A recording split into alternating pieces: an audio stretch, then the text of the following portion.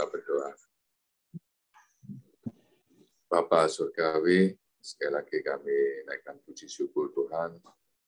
Tuhan telah memelihara kami sepanjang sepekan ini. Kami bisa berkumpul kembali di dalam Zoom, di dalam kami belajar firman-Mu, di dalam sekolah minggu. Terpujilah nama-Mu, Bapa. Siapkanlah hati pikiran kami, dan urapi kami semua dengan Roh Kudus-Mu, Tuhan. Dan kepada hamba-Mu, Pak Tim yang akan mengajar kami, Tuhan juga pimpin dan urapi semua dengan Roh Kudus-Mu. Bagi saudara kami yang belum bergabung, kami mohon tetap Tuhan menyertai dan memelihara akan mereka. Segala kelemahan, kekurangan kami, sekali lagi mohon ampuni kami, Bapa. Demi nama Tuhan Yesus, kami sudah berdoa. Amin. Amin. Ya, makasih Pak Irwan. Selamat pagi semua. Nah, pagi hari ini kita melanjutkan tentang Roh Kudus bagian yang terakhir, yaitu karyanya di dalam PL dan PB ya, yang kita percayai. Kemudian lanjutannya itu, saudara, topiknya sedikit-sedikit. Jadi tahun ini kita selesaikan, dan nanti mulai tahun depan topik baru. Nah, mungkin Pak Indrawan bisa mengusulkan, memikirkan topik apa yang akan kita bahas tahun depan ya, saudara. Oke, sambil menunggu yang lain join, kita masuk ke materinya, yaitu Roh Kudus dan karyanya, saudara-saudara.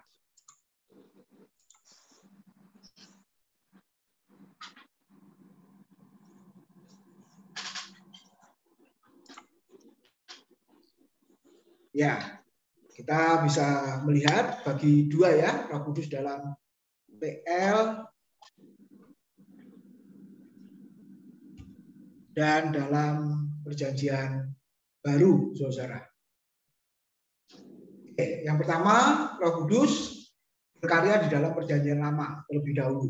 Kalau kita lihat, pertama kali muncul pada waktu penciptaan.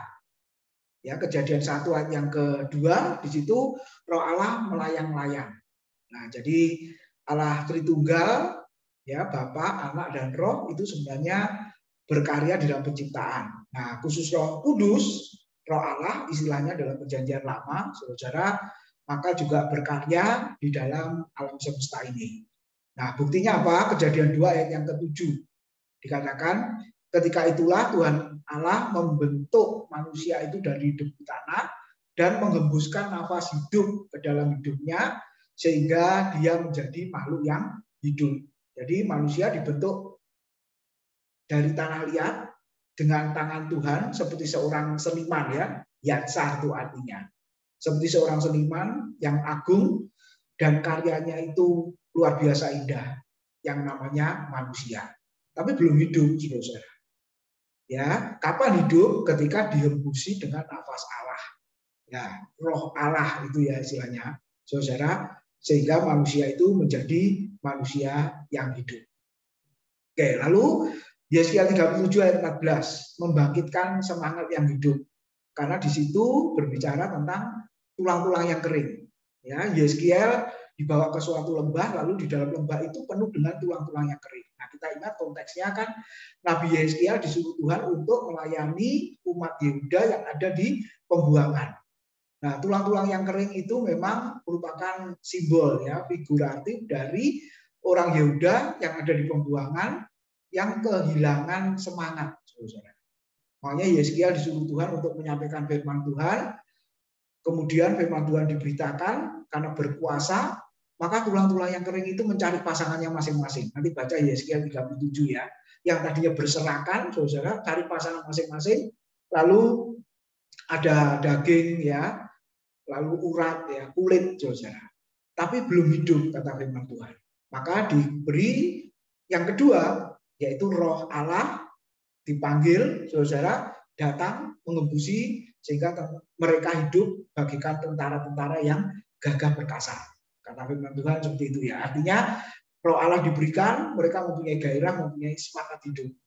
Nah, sebenarnya orang Kristen itu kan ada Roh Kudus dalam hidup kita, ada Roh Allah dalam hidup kita. Harusnya ini yang membedakan dengan orang yang lain. Ya, ketika orang lain tidak punya gairah semangat, orang Kristen, orang percaya karena ada Roh Kudus punya semangat. Ya, dalam hal apapun, saudara. Kenapa? Karena ada Roh Kudus. Itu yang harus kita ingat ya. Nah, nanti kalau dalam perjanjian baru, Yesus mengembusi para murid dengan Roh Kudus karena para murid waktu itu ketakutan di dalam peristiwa kebangkitan ya, di dalam Yohanes pasal yang ke-20. Lalu nanti dalam 2 Timotius 3:16, Roh Allah mengembusi, mengilhami kitab suci. Segala tulisan dihembusi nafas Allah, diilhamkan Roh Allah sehingga bermanfaat, mengajar, memperbaiki kelakuan, mendidik orang, menegur dan lain sebagainya. Jadi intinya saudara, ketika ada Roh Allah maka menjadi hidup ya, bangkit lalu bersemangat. Lalu yang mengembusi Roh Allah itu Bapa, lalu Yesus dan Roh Kudus. Allah Tritunggal, saudara. Jadi sekali lagi tidak ada nabi atau rasul yang mengembusi atau meniup ya, saudara. Demikian juga hamba Tuhan di Alkitab tidak ada yang mengembusi atau meniup dan berkata datanglah Roh Kudus, tidak ada, saudara. Ya memang kalau kita lihat hamba Tuhan masa kini masih ada yang praktek seperti itu ya. Dia tiup, dia hembusi, Roh Kudus datang. Tapi yang dihembusi itu jemaatnya rebah semua, tidur semua. Nah ini kan beda sekali dengan apa yang dikatakan Alkitab. Kalau yang dikatakan Alkitab dihembusi Roh Allah, mereka hidup, bangkit, bersemangat. Nah jadi mana yang benar kita bisa menilai ya saudara-saudara ya. Yang Alkitab atau yang sedang terjadi ya pada masa sekarang ini. Yang kedua, saudara, Roh Kudus dalam perjanjian lama berkarya berhubungan dengan manusia, yaitu Besaliel dan Aholiab, kata firman Tuhan, saudara, tua-tua Israel, para nabi, para hakim, para raja, para imam juga, kalau saudara lihat di situ, ya menguasai mereka. Jadi kita bisa merenungkan Roh Kudus, Roh Allah dalam perjanjian lama tidak diberikan secara keseluruhan. Ya, saudara, tapi kepada orang-orang tertentu, ya orang-orang khusus kalau Bapak Ibu lihat di situ. Untuk apa? Tugas pelayanan. Diberi hikmat lalu diberi keahlian untuk apa? Membuat alat-alat di kemah suci katakanlah. Nah, itu peranan dari Roh Allah. Jadi kesimpulannya, saudara, Roh Allah dalam perjanjian lama kalau kita lihat berhubungan dengan manusia maka itu bersifat terbatas. Artinya tidak semua orang. Ya, tidak semua orang, tapi hanya para nabi, ya imam, raja itu tadi ya, saudara, untuk tugas tertentu, ya. Lalu temporal, tidak permanen atau sementara. Makanya kita menemukan dalam perjanjian lama itu, saudara, Roh Allah hinggap, ya tidak pernah masuk, jadi di luar. Kalau kita bisa merenungkan. Lalu kalau di luar hanya hinggap, suatu saat Roh Allah meninggalkan. Nah, ketika Roh Allah meninggalkan, kasusnya Saul contohnya, roh jahat yang akhirnya menguasai. Sehingga kata Alkitab Saul kerasukan. Saudara, kerasukan roh jahat ya, si iblis atau si setan itu. Nah, itu di dalam perjanjian lama. Lalu yang kedua, ketika Roh Allah berkarya kepada orang-orang tertentu, maka orang tersebut memiliki kemampuan untuk pelayanan. Para hakim contohnya. Roh Allah menguasai, Roh Allah hingga memimpin, dia memiliki kemampuan seperti Simpson katakanlah, saudara ya, dia memiliki kekuatan yang luar biasa. Nah itu dalam perjanjian lama. Ketika Roh Allah meninggalkan, mereka kembali seperti semula, saudara, penuh dengan kelemahan, penuh dengan keterbatasan. Itu di dalam perjanjian lama. Nah sekarang dalam perjanjian baru, saudara, kalau kita bisa melihat, yang pertama di dalam pewahyuan atau pengilhaman kitab suci. Yang tadi sudah saya sebut ya, 2 Timotius 3:16, 2 Petrus 1, 21. Benar-benar kitab suci ini peran dari Roh Kudus. Kalau kita ingat belajar tentang bibliologi, tentang Alkitab, coba bayangkan, saudara. Alkitab ditulis periodenya lama. PL dari Kejadian sampai Maleakhi, belum perjanjian baru. Nah, kalau perjanjian baru memang nggak terlalu lama, saudara ya. Abad pertama selesai. Tapi kalau perjanjian lama kita bisa bayangkan, saudara, waktunya lama, penulisnya juga berbeda-beda, latar belakangnya, pendidikan sosial, ya, kehidupan, dan mereka tidak mengenal satu dengan yang lain. Saudara, ini yang kita melihat peranan Roh Kudus benar-benar ada di sana. Tidak mengenal satu dengan yang lain, ditulis dalam waktu yang lama, tidak sejaman, saudara, ya, tapi intinya adalah satu, yaitu berbicara tentang keselamatan melalui ya wahyu yang progresif dari darah binatang, penebusan dilakukan sampai kepada darah Kristus, dikorbankan sekali untuk selamanya.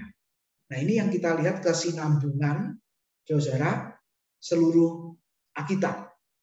Nah, kalau tidak ada karya Roh Kudus, tidak mungkin, saudara, ya, bisa menceritakan, membahas hal yang seperti itu. Ya, saudara. Nah, ini kita bisa merenungkan ya, saudara. Dan lihatlah orang berusaha untuk membinasakan kitab suci, sampai hari ini kitab suci tetap ada. Bahkan diterjemahkan, saudara, ke berbagai macam bahasa. Bahkan lebih banyak lagi nanti akan diterjemahkan. Bukan hanya bahasa resmi negara, tapi ada bahasa-bahasa suku juga. Ini luar biasa, saudara. Ya, jadi hanya Alkitab yang diterjemahkan dari banyak bahasa. Belum bahasa resmi dan bahasa suku. Kalau tidak karya Roh Kudus, tidak mungkin kitab suci bisa eksis sampai hari ini. Dan yang terpenting bisa mengubah ya kehidupan orang. Saudara ya, bisa mengubah kehidupan orang untuk kembali kepada Tuhan, ya, mengalami pertobatan, hidup sesuai dengan kehendak Tuhan.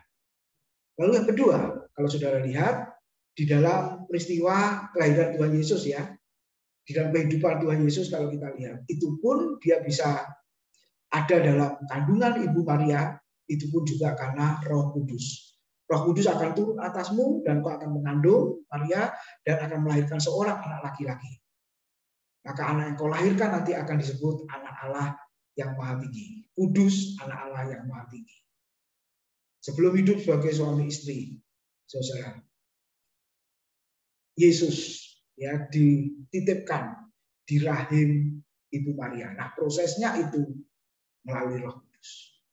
Lalu dalam kehidupan dan pelayanan Tuhan Yesus yang dipenuhi dan dikuasai Roh Kudus, kalau kita melihat, saudara, dipenuhi dan dikuasai Roh Kudus, Yesus mengalami itu dan pelayanannya boleh menjadi berkat bagi banyak orang.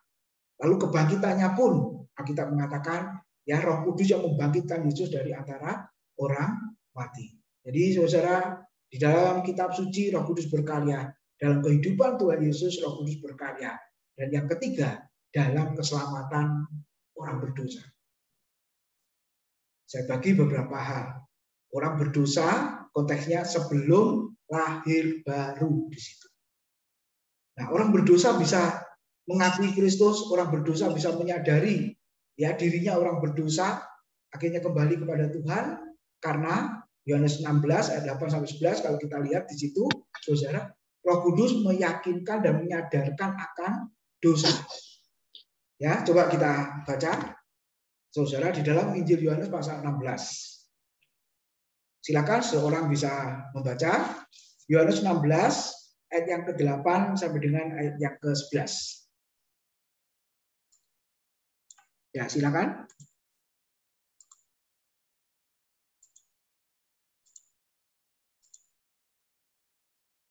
Ya, ada yang mau membaca? Yohanes 16. Ya, Yohanes 16 ayat 8 berbunyi, dan kalau ia datang, ia akan menginsafkan dunia akan dosa, kebenaran dan penghakiman akan dosa, karena mereka tetap tidak percaya kepadaku. Akan kebenaran, karena aku pergi kepada Bapa dan kamu tidak melihat aku lagi. Akan penghakiman, karena penguasa dunia ini telah dihukum. Ya, makasih. Sudah Pak, cukup. Makasih. Dan kalau ia datang, ayat 8, yaitu Roh Kudus, ia akan mengisahkan dunia, artinya orang-orang yang ada di dalamnya, akan dosa, kebenaran, dan penghakiman. Jadi Bapak Ibu, kita bisa melihat di dalam bagian ini, karya Roh Kudus benar-benar ya bekerja dalam kehidupan orang berdosa. Yang menyadarkan ya bahwa dia orang berdosa, yang menyadarkan dia harus kembali kepada Tuhan, yang membuat dia mampu percaya bahwa Yesus adalah Tuhan, Itu juga karena Roh Kudus. 1 Korintus 12 ayat yang ketiga ya. Tidak ada seorang pun yang bisa berseru Yesus adalah Tuhan selain dari Roh Kudus. Walaupun ada pemberitaan firman, saudara. Tapi kalau Roh Kudus belum bekerja, bukan tidak bekerja. Belum bekerja, ya seolah-olah masuk telinga kanan lalu keluar juga telinga kanan ya saudara-saudara ya. Jangan keluar telinga kiri, berarti kalau keluar telinga kiri kan berarti diproses melalui otak pikiran kita. Nah, jadi sulit. Lalu yang kedua, membuka hati, membuat hati yang keras menjadi lembut, menjadi taat. Itu pun juga karya dari Allah, karya dari Roh Kudus. Kisah Rasul pasal 16 kita lihat firman Tuhan diberitakan oleh Paulus, saudara, Ibu Lydia dikatakan Alkitab apa? Tuhan membuka hatinya. Sehingga Ibu Lydia beserta keluarga bisa memperhatikan firman Tuhan yang dikhotbahkan Paulus, akhirnya dia percaya Yesus, kemudian dibaptis. Jadi saudara, semuanya karya dari Roh Kudus. Makanya di dalam pelayanan, karena ini pelayanan rohani, kita benar-benar mengandalkan Tuhan, mengandalkan Roh Kudus yang bekerja, yang berkarya. Kita berdoa terlebih dahulu, mempersiapkan ya segala sesuatunya, saudara, untuk melayani Tuhan. Ya, kita benar-benar minta supaya Roh Kudus yang menguasai, ya, mengurapi. Kita hari Minggu sebelum ibadah, kita semua pelayan Tuhan berdoa. Ya, mohon Tuhan memimpin, mohon Tuhan mengurapi. Nah, ini yang penting, saudara. Kalau di dalam pelayanan. Tapi sebelum itu orang berdosa disadarkan.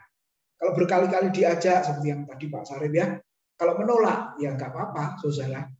Nanti akan datang diajak lagi, gitu kan? Menolak nggak apa-apa, yang akan datang diajak lagi, saudara. Pasti, walaupun kita tidak tahu kapan, suatu saat kalau Roh Kudus bekerja pasti Dia mau, ya saudara, pasti Dia mau percaya. Lalu yang kedua, 2 Tesalonika 2 ayat 7 sudah dikhotbahkan oleh Pak Andika Wibisono ya, yang lalu waktu bahas 2 Tesalonika pasal yang kedua.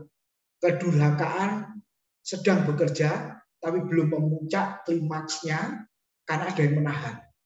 Nah, memang tafsiran yang bisa diterima oleh banyak kalangan, yang menahan adalah Roh Kudus yang masih ada, yang sudah dicurahkan di dalam dunia ini. Lalu waktu lahir baru, kalau tadi sebelum lahir baru, sekarang kalau sudah lahir baru, otomatis saudara, kelahiran baru kita pun juga karena karya Roh Kudus. Coba Titus pasal 3 yang kelima. Ini ada hubungannya Yohanes pasal 3 ayat 3, 5 dan 7 ya. Tapi kita lihat Titus pasal 3 ayat yang kelima, saudara. Ya, silakan boleh membaca Titus 3 ayat yang kelima.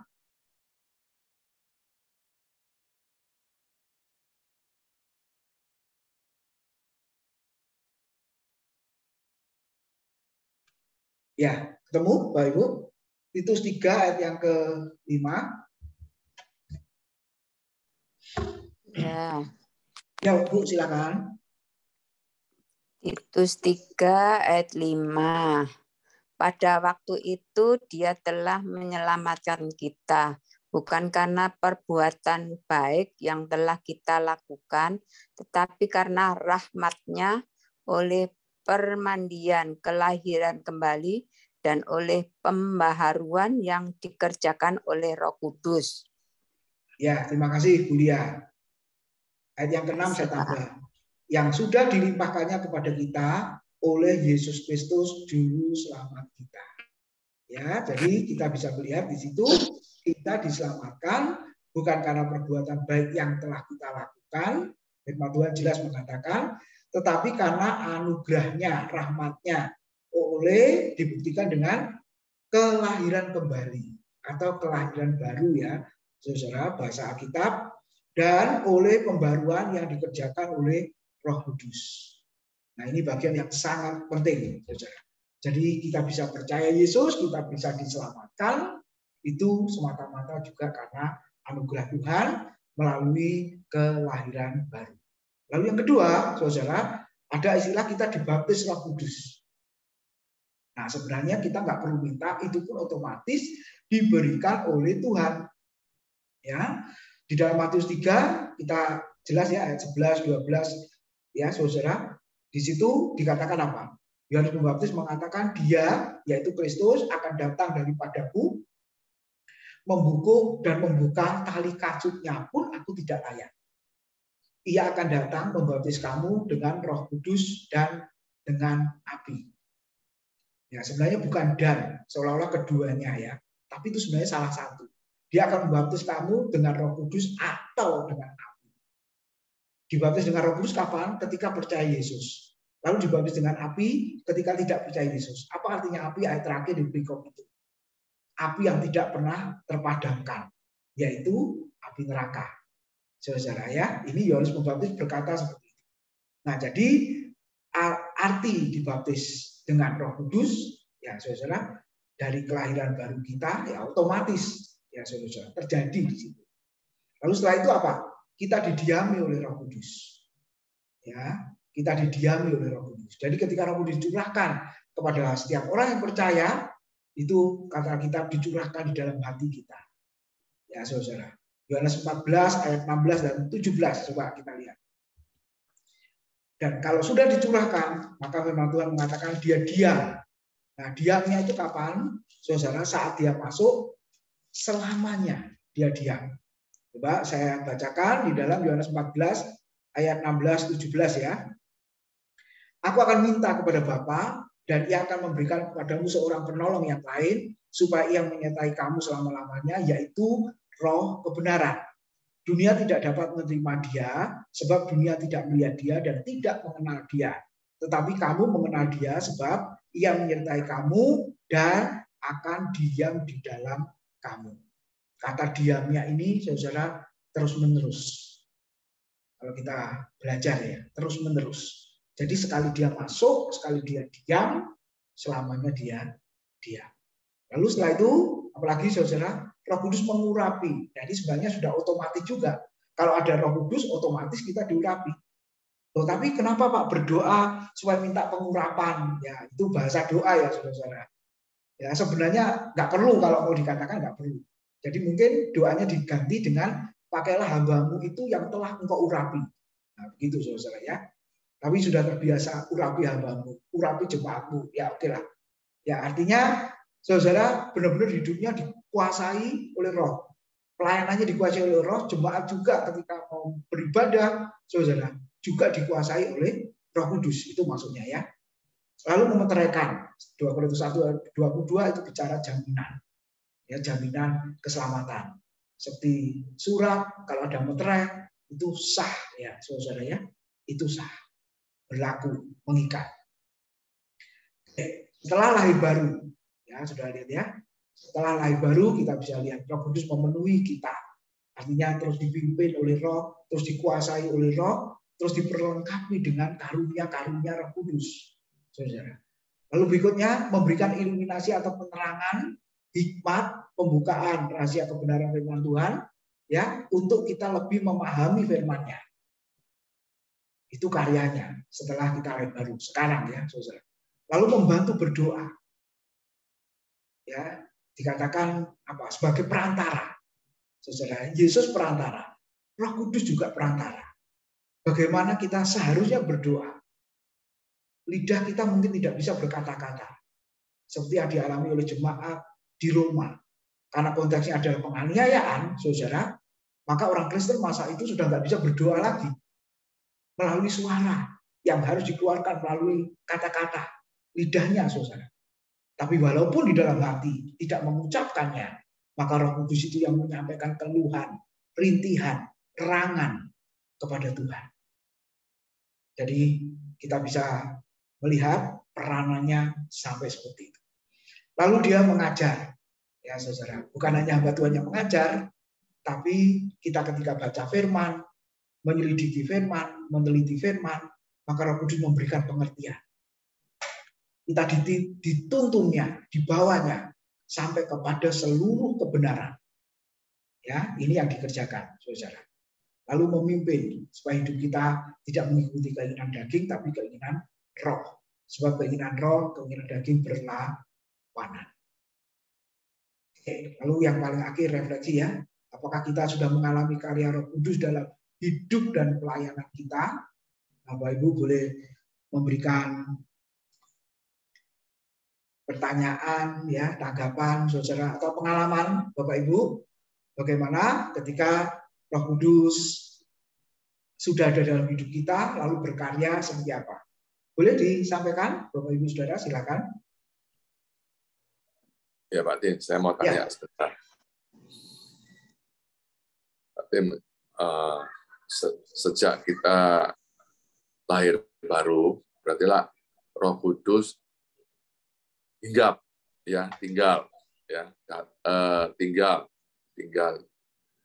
diam selamanya dan mengurapi dan mungkin terakhir memeteraikan dan lain-lainnya. Terus di dalam perjalanan hidup setelah lahir baru, kita harus dipenuhi tadi seperti Tuhan Yesus dipenuhi Roh Kudus dan dikuasai Roh Kudus. Nah, dipenuhi Roh Kudus itu kita harus bagaimana, Pak Tim? Nah, ya, jangan dipenuhi. Nah, kita setelah Roh Kudus tinggal diam, kita harus dipenuhi Roh Kudus. Nah, cara kita dipenuhi Roh Kudus itu bagaimana? Nah, ada yang kata-kata, misalnya kita berbahasa roh, wah itu baru dipenuhi Roh Kudus. Terus ada kita bisa nubuat, ya kadang-kadang itu orang dipenuhi Roh Kudus, ya apa? Nah, kemudian setelah itu orang yang ciri-ciri orang yang dipenuhi Roh Kudus, bagaimana Pak? Gitu. Ya, coba terima kasih itu ya. dua pertanyaan itu aja. Ya. Terima kasih. Oke, mungkin lebih jelasnya pertanyaannya adalah bukti orang sudah dipenuhi Roh Kudus. Ya, gitu ya. Nah, pagi ini kita semua, saudara, sudah dipenuhi Roh Kudus. Ya, apa buktinya? Buktinya hadir di kelas, saudara ya, ikut sekolah minggu. Nah, ini salah satu bukti sebenarnya. Kenapa mau hadir di kelas? Karena mau belajar firman Tuhan lebih lagi. Nah, itu sebenarnya bukti.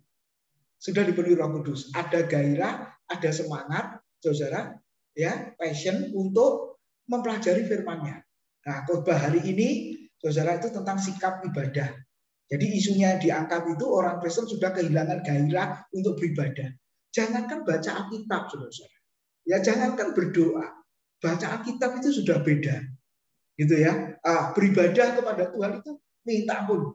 Makanya saya bersyukur hari ini yang nyatet untuk hadir itu ada 40, mungkin lebih, karena ada yang nggak nyatet mungkin, saudara.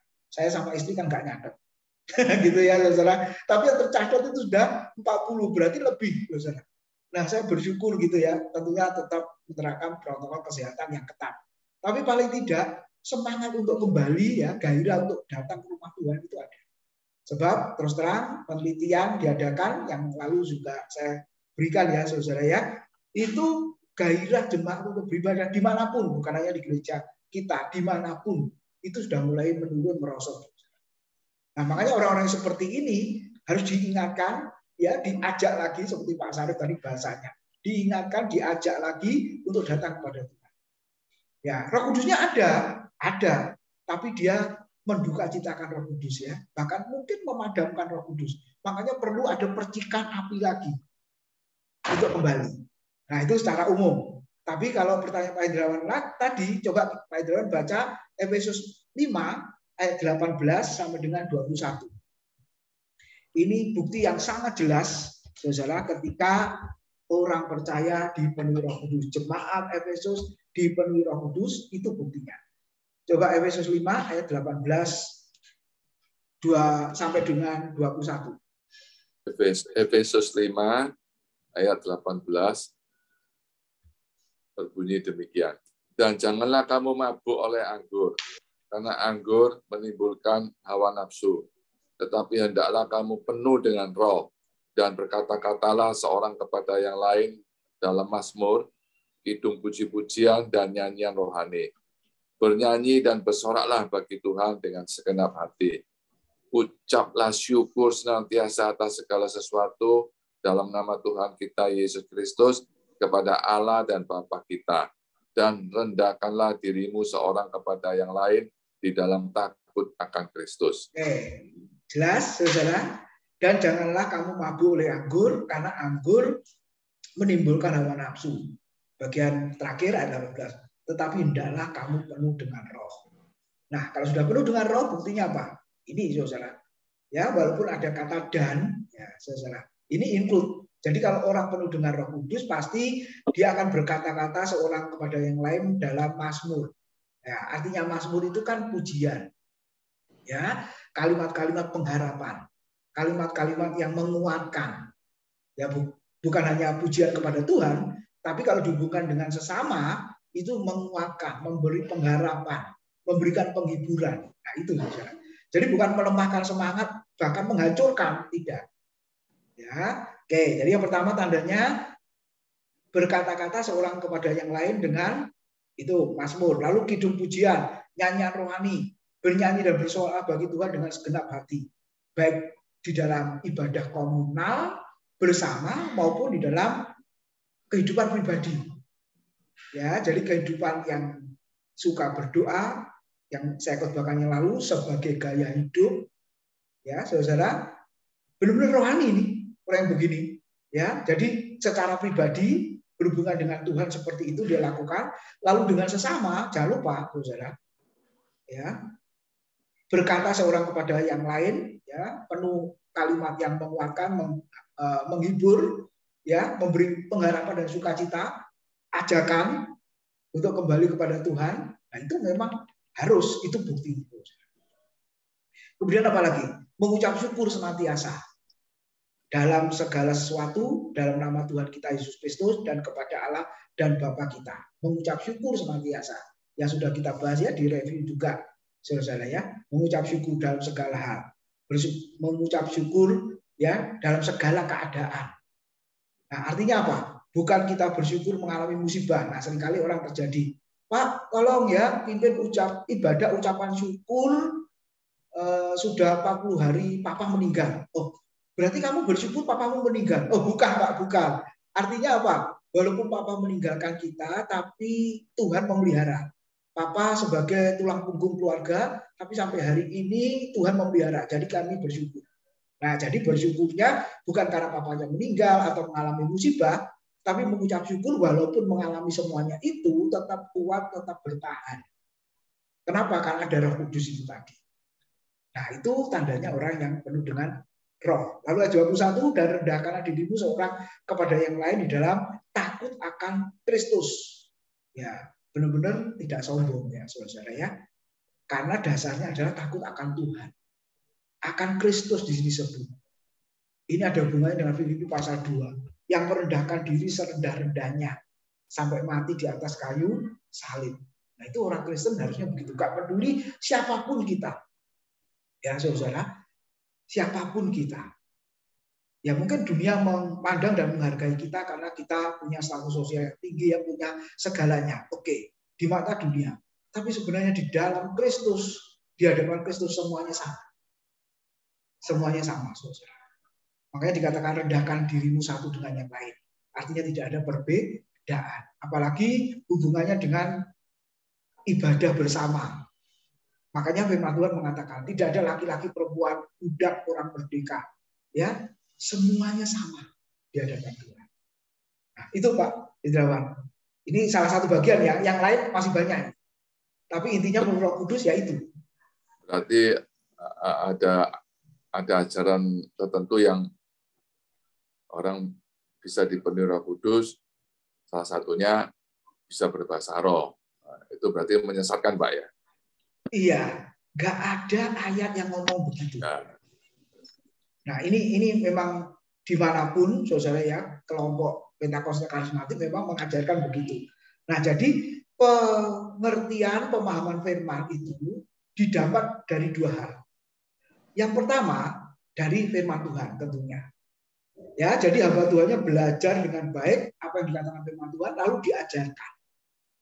Tapi ada juga yang pengertian firman didapat dari, saudara, pemikiran dari foundernya atau tokohnya, ya, turun-temurun, saudara. Turun-temurun diajarkan, ya, otomatis kan, walaupun itu salah, saudara, kan akhirnya jadi kebenaran. Nah, ketika di cross check dengan kebenaran firman Tuhan, Sebenarnya nggak ada, tapi cari-cari ayat yang seolah-olah apa saudara mendukung pemahamannya itu. Nah, yang disampaikan Pak Hendrawan tadi, kalau kita melihat ya di dalam Kisah Rasul pasal yang kedua ayat 4 diambil dari situ. Coba lihat ya. Tapi kita akan cek lagi, kita akan teliti lagi ya. Coba Pak Hendrawan, Kisah Rasul 2 ayat 4. Jadi pemahaman yang disampaikan Pak Hendrawan tadi yang dan pada umumnya saudara oleh gereja Pentakosta Karismatik dipakai itu Kisah Rasul 2 ayat 4. Coba lihat. Kisah Rasul 2 ayat 4. Maka penuhlah mereka dengan Roh Kudus. Lalu mereka mulai berkata-kata dalam bahasa-bahasa lain seperti yang diberikan oleh Roh itu kepada mereka untuk mengatakannya. Ya, coba lihat. Seolah-olah benar ya. Maka penuhlah mereka dengan Roh Kudus, lalu mereka mulai berkata-kata dalam bahasa-bahasa lain. Seolah-olah benar. Penuh Roh Kudus, lalu buktinya apa? Berkata-kata. Tapi bahasanya ini yang beda. Mereka mengatakan bahasa roh, tapi ayatnya tidak ngomong bahasa roh. Ayatnya ngomong bahasa-bahasa lain.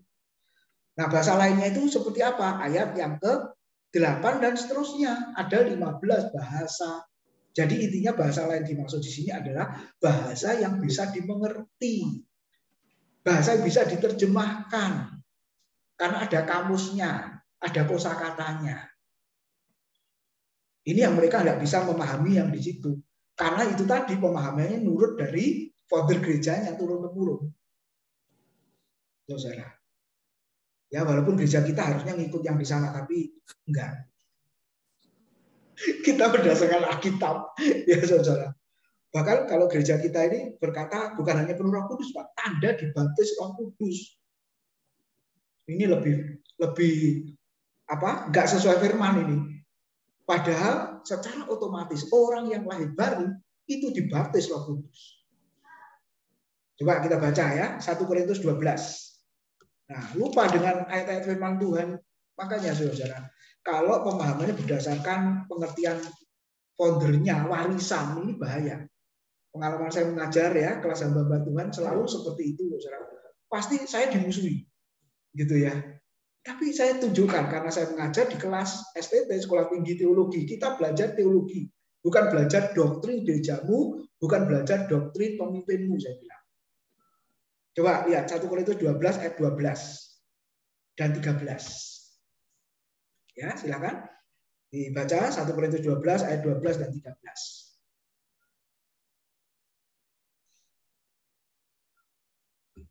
Ya, Pak Indrawan silakan. 1 Korintus 12 ayat 12. Karena sama seperti tubuh itu satu dan anggota-anggotanya banyak, dan segala anggota itu sekalipun banyak merupakan satu tubuh. Demikian pula Kristus. Ayat 13. Sebab dalam satu roh kita semua, baik orang Yahudi maupun orang Yunani, baik budak maupun orang merdeka, telah dibaptis menjadi satu tubuh, dan kita semua diberi minum dari satu roh. Nah, ya, makasih. Satu baptisan Roh Kudus. Apa artinya baptisan Roh Kudus? Otomatis ketika saudara-saudara dikumpulkan dari berbagai macam bangsa dan bahasa, seperti Kisah Rasul pasal 2 tadi, menjadi satu tubuh Kristus. Sudah otomatis, kita nggak usah minta, saudara. Ketika orang percaya berkumpul, bersatu, ya di dalam satu komunitas yang namanya tubuh Kristus, dan Kristus adalah kepala gereja, itu sudah otomatis. Nah, nanti kita akan belajar tentang gereja yang kudus dan am yang akan datang minggu depan. Itu sudah otomatis dibaptis dengan Roh Kudus. Nah, ini secara alkitabiahnya begitu, secara teologinya begitu. Makanya kok ada doktrin ya yang menyimpang dari pengertian firman, ya saya nggak ngerti. Ketika diusut, saya tanya, ya memang leluhurnya ngajarnya begitu. Jadi turun-temurun, saudara. Termasuk baptisan Roh Kudus itu, Pak ya. Iya, sekarang, betul. Itu turun-menurun, Pak. Jadi ketika saya mengajar di kelas begitu ya, ada hamba Tuhan yang pandangannya seperti itu sulit, diubah sulit. Ya karena dia bilang, lah aku di gereja itu, Pak. Nah, gereja itu anggaran dasarnya, doktrinnya begitu, Pak. Terus gimana, Pak? ya keluar. Saya bilang saya nggak cocok keluar kan gitu. Tapi kan nggak mungkin secepat itu keluar. Ya sudah, intinya engkau ngajar nggak salah. Dan itu lokal di gerejamu. Kalau ada kesempatan di luar untuk menyampaikan, ya sampaikan. Karena kalau tidak, engkau bertentangan dengan hati nuranimu kan. Ya resiko nanti dimusuhi urusan belakang. Ya memang itu resikonya. Kalau kita memberitakan kebenaran, dimusuhi kan begitu tuh, saudara. Nah itu yang saya alami. Pak, saya mau tanya, risikonya anggota-anggota jemaat di sana bagaimana? Risikonya Pak? Kalau terus dia melakukan seperti ini, dia beranggapan seperti ini, kira-kira risikonya apa Pak? Nah, kita harus beritahu sama mereka, risikomu itu udah begini nanti kalau kamu ini terus dibimbing dengan ajaran-ajaran yang tidak ada di Alkitab. Risikomu begini, apa kira-kira risikonya Pak? Nah, oke, karena itu luas ya Pak. Jadi bergantung dia bergereja di mana, kan gitu. Tapi terus terang di gereja kita ini Pak, banyak hamba-hamba Tuhan yang pandangannya sudah berubah Pak. Kan ada deklar toh, calon pendeta. Jadi sudah berubah sebenarnya. Tapi memang belum terus terang, masih pelan-pelan, saudara ya. Tapi beberapa rekan itu pandangannya sudah nggak seperti itu. Kasihan jemaatnya Pak. Maksud saya itu jemaatnya yang kasihan Pak, gitu loh. Dan kalau terus dipimpin dengan ajaran seperti ini terus, ini pasti apa enggak ada akibat Pak kira-kira dalam diri mereka itu Pak. Gitu. Iya. Kalau dengan jemaatnya sudah diajar yang berbeda Pak. Seperti pada pagi ini saya ngajarkan ini terus terang kan berbeda dengan yang lain. Iya. Itu ya. Jadi hamba-hamba Tuhannya ini ngajarnya berbeda. Misalnya, kalau saya tanya gimana kamu ngajarnya? Ya sudah, yang lama nggak usah, ya sesuai yang benar itu bagaimana? Itu Pak. Sudah berbeda. Gitu ya. Nah, saya bersyukur bisa ngajar kelas hamba Tuhan itu, saudara, biasanya yang kelas intensif ya, yang kelas malam itu. Kalau saya ngajar kelas malam, block teaching Senin sampai Jumat itu mereka rata-rata sudah pelayanan, ada yang gembala dan lain sebagainya. Ya mungkin hari pertama, kedua itu belum bisa terima, saudara gitu ya. Bentrok kan dalam hatinya. Tapi nggak apa-apa, biar aja nanti akhirnya hari keempat atau terakhir itu biasanya sudah mulai dia apa istilahnya bisa membedakan gitu. Ya, ada yang langsung ambil keputusan mau berubah, tapi ada juga yang pelan-pelan. Karena nanti kaget kalau saya ajarkan yang berbeda, nanti jemaatnya siap. Dia bilang begitu. Ya tetap diajarkan, tetap diajarkan. Nah, ada yang dengan rendah hati mau berubah, tapi ada juga yang nggak mau, ya sudah biarkan aja. Gitu. Yang penting kita sudah mengajarkan. Soalnya kalau hamba Tuhannya lebih senior dari yang mengajar, ini yang susah. Ya, waktu saya umur 40, dia sudah umur 60 katakan. Oh, susah mau merubah itu susah. Tapi nggak apa-apa, biar aja. Karena ini Alkitab begini. Makanya di awal kalau di kelas itu saya selalu berkata, tanggalkan doktrin gerejamu masing-masing. Saya bilang gitu. Termasuk saya, orang GBI, saya nggak ngajar doktrin GBI, saya bilang. Tapi saya ngajar Alkitab. Nanti kita uji, kita teliti bersama. Saya selalu begitu di awal. Itu Pak. Jadi mereka nggak, kalau soalnya berbeda, loh, ya itu kan doktrinmu, tapi Alkitab begini. Nah, yang akhirnya bisa diakui oleh semua. Jadi ajaran Alkitab itu, kalau itu kebenaran, pasti diakui oleh semua. Kalau yang disampaikan Pak Indrawan, mereka berkata itu kebenaran. Buktinya kok nggak diakui oleh semua. Benar enggak, saudara? Yang mengakui ya kelompoknya sendiri kan. Bahkan satu sinode pun bisa jadi nggak sama. Nggak menyetujui apa yang diajarkan. Kan begitu, saudara. Ya, itu Pak. Jadi ini ya, memang yang Kudus berkaryanya ya begitu ya. Melalui pengertian ya, firman yang disingkapkan, makanya tadi penerangan, ya hikmat, pencerahan. Itu penting terus-menerus ya dalam hidup kita. Oke, ada yang lain lagi? Silakan Bapak Ibu. Ya Pak Tim. Ya, Bang. Nyambung Pak Hendra tadi, orang yang dipenuhi dengan Roh Kudus. Ya. Memang sangat penting ya supaya orang tahu bahwa karena tidak ada perbedaan orang dipenuhi Roh Kudus dan tidak dipenuhi, Pak Tim. Kan tidak kelihatan. Secara fisik nggak kelihatan, tapi buahnya kelihatan. Ya, Nah, sekarang begini urutannya kan. Kalau kita ini mengaku sebagai Yesus, saat kita mengaku Yesus sebagai Tuhan dan Juru Selamat, kita akan disebut sebagai anak-anak Allah. Berarti kan sudah ada Roh Kudus di sana, Pak. Betul, Pak Antoni? Iya. Nah, sekarang Roh Kudus itu kan adalah pribadi, Pak. Jadi dia akan memiliki perasaan, memiliki pikiran, memiliki keinginan. Lah, kalau kita ini seharusnya sudah dipenuhi dengan Roh Kudus, tadi yang Pak Indra katakan, ya apa sih orang dipenuhi dengan Roh Kudus tadi? Berarti kan kita harus pakai perasaan-perasaan Kristus. Pikiran-pikiran Kristus, dari firman kan Pak. Keinginan adalah keinginan Kristus. Nah, harusnya kan seperti itu, Pak Ade. Ya. Nah, kalau kita lihat, kadang orang bisa mengaku Tuhan Yesus sebagai Tuhan dan Juru Selamat, tapi masih bisa berbuat dosa yang berat sekalipun, katakan dosa cilik gede kan gede bisa nih, dosa yang paling berat sekalipun, katakan seperti itu, Pak. Itu kan berarti kalau kita baca di kitab Efesus 4:30-32 kan disebut bahwa kita bisa mendukakan Roh Kudus, Pak. Kalau kita sudah mendukakan Roh Kudus, nah ini Pak, ini poinnya kan di sini. Apakah kita plong itu, Pak? Roh Kudus berduka loh, Pak. Apakah kita memakai pikiran, perasaan yang Tuhan yang lakukan, Pak? Pak Tim, kira-kira mungkin penjelasan.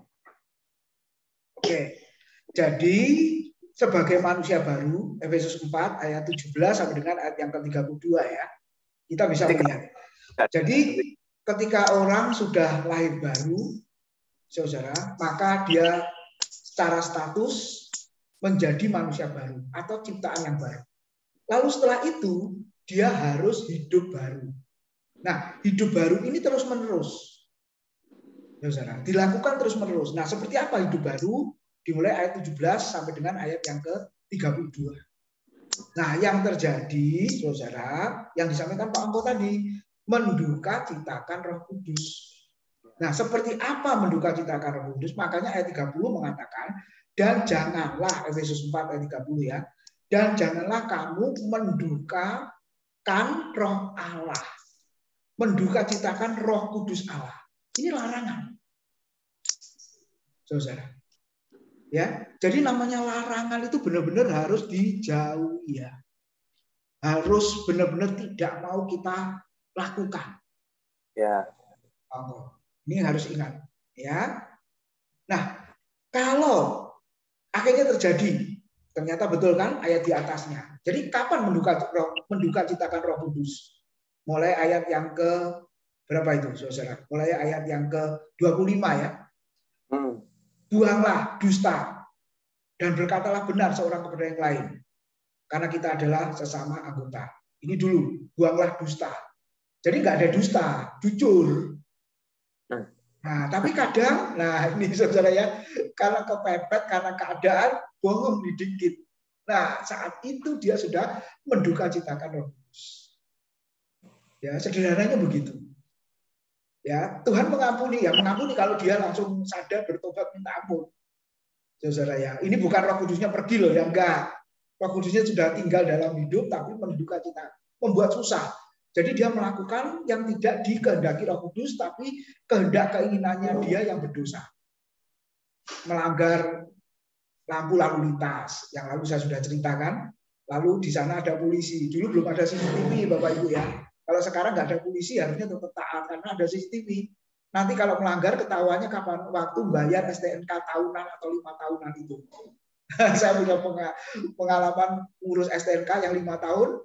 Sebelum kita dipanggil, saudara dipanggilnya bilangnya apa, saudara? Silahkan ke bagian apa itu, keuangan atau apa? Karena Anda diblokir karena melanggar, kena tilang elektronik. Nah, jadi saudara lihat ya. Jadi ketika kita melanggar yang sederhana itu, sebenarnya sudah menduka citakan Roh Kudus. Dalam hati ini sudah dak-dikduk. Nah, waktu itu saya pas jalan ada polisi, ya dak-dikduk ini, saudara. Seolah ada suara berkata, kenapa kamu taat sedikit saja, berhenti sedikit aja nggak mau. Nah itu Pak Anto. Jadi ketika kita melakukan yang bertolak belakang dengan kehendak Roh Kudus, kita sudah menduka citakan Roh Kudus. Lalu apalagi saudara? Marah sampai berbuat dosa. Memberi kesempatan kepada iblis. Lalu ayat 28, mencuri. Ya, terus selebihnya dikatakan apa? perkataan kotor. Jadi ketika disebut mencuri dan berkata-kata dengan kotor, itu sudah menduka citakan Roh Kudus. Perkataan yang tidak membangun orang, ya saudara, justru sebaliknya melemahkan orang, itu menduka citakan Roh Kudus. Makanya firman Tuhan berkata, janganlah kamu menduka citakan Roh Kudus. Itu Pak Ongko. Jadi kalau sudah Roh Kudus berduka, apakah pribadi kita ini kan sulit Pak mau kembali seperti tadi perasaan pikiran kembali lagi kepada Kristus karena Roh Kudus kan sudah berduka. Ibaratnya kita ini kan sudah cacat, istilahnya kan gitu. Nah, kalau dibilang sulit sebenarnya enggak. Kenapa enggak sulit? Kan Roh Kudus tidak pernah meninggalkan kita kan. Jadi dia yang memampukan kita. Coba kita lihat Efesus 2, Filipi 2 ayat yang kelima. Ini yang dibilang Pak Ongko tadi ya. Filipi pasal 2 ayat yang kelima dikatakan, hendaklah kamu dalam hidupmu bersama menaruh pikiran dan perasaan yang terdapat juga dalam Kristus Yesus. Ini jemaat Filipi. Paulus mengatakan, hendaklah kamu dalam hidupmu bersama, di dalam bergereja, ya berkomunitas, menaruh pikiran dan perasaan yang terdapat juga di dalam Kristus. Apakah itu? Kerendahan hati. Ternyata jemaat Filipi ini sombong. Makanya ayat yang kedua, ayat 1 dan 2 dikatakan, harusnya dalam Kristus ada nasihat, ada penghiburan, ada kasih, ada persekutuan roh, ada kasih mesra, belas kasihan. Ayat 2, karena itu sempurnakanlah sukacitaku dengan ini. Hendaklah kamu sehati sepikir dalam satu kasih, satu jiwa, satu tujuan, dengan tidak mencari kepentingan sendiri atau puji-pujian yang sia-sia.